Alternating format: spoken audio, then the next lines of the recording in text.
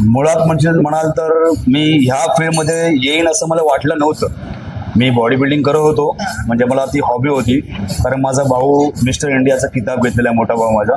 तर त्याला बघून मी माझा व्यायामाची सुरुवात केली होती. पण मी स्वतःची जिम टाकेन किंवा मी या क्षेत्रात पदार्पण करेन असं मला वाटलं नाही. कारण मी स्वतः एक कबड्डीपटू होतो. मी स्टेटला कबड्डी खेळत होतो. माझं बीपीटीचं सिलेक्शन झालं होतं. काही तांत्रिक म्हणजे काही गोष्टीमुळे मला थोडं सिलेक्शन दिलं झालं, कारण माझा कबड्डी खेळताना रत्नागिरी माझा पाय मोडला आणि माझं पुरे करिअर संपलं.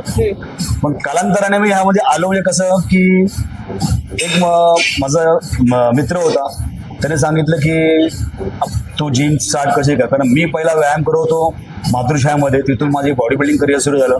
आणि नंतर काही वर्षांनी मी 10 ते 15 वर्ष मी गोल्ड जिममध्ये ॲज अ ट्रेनर म्हणून काम करत होतो.